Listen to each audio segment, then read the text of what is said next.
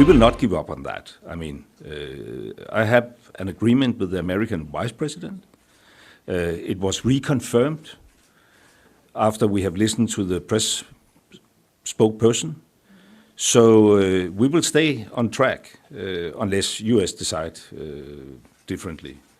But then at the same time, of course, we need the European Union to respond.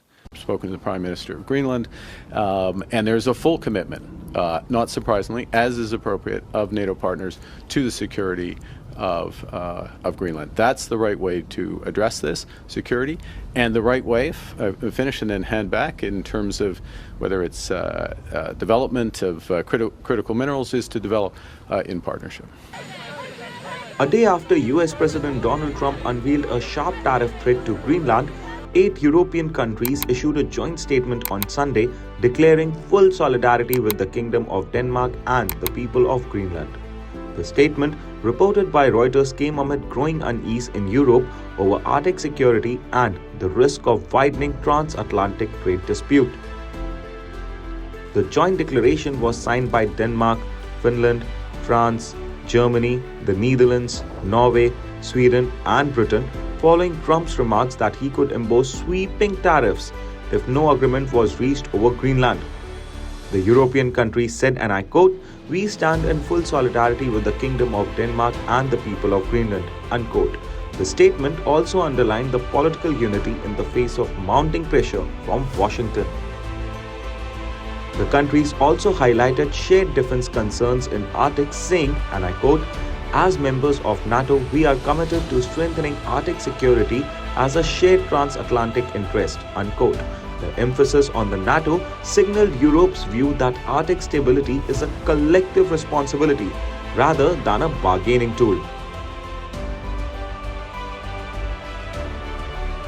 Trump announced on Saturday that a 10% tariff would be imposed from February 1st, 2026 on imports from Denmark, Norway, Sweden, France, Germany, the UK, the Netherlands and the Finland. He warned that the levy would rise to 25% from 1st June 2026 if no agreement on Greenland is reached. The European statement criticized the approach, cautioning the economic coercion could damage the long-standing partnerships. The EU statement said, and I quote, "Tariff threats undermine transatlantic relations and risk a dangerous downward spiral," unquote. The statement also reflected the concerns that trade measures could spill over into wider political and security cooperation. Norwegian Prime Minister urged caution, warning against an uncontrolled escalation. He said, and I quote, "I think we should be very careful not to have a trade war that spirals out of control. I don't think anyone benefits from that." Reuters quoted him as saying, stressing the need for dialogue to prevent the further deterioration.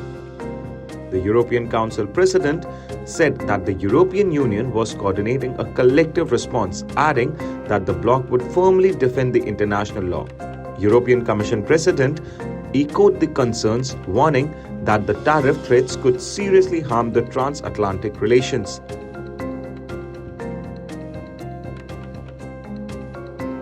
While announcing the measures, Trump argued that US had been subsidizing European nations for centuries and claimed that world peace was at stake.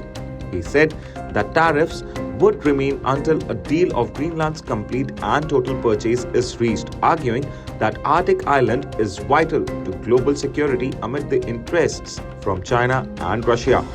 The episode has intensified European anxiety over the use of trade pressure as a diplomatic weapon, with leaders warning that economic fallout could be significant if tensions continue to rise.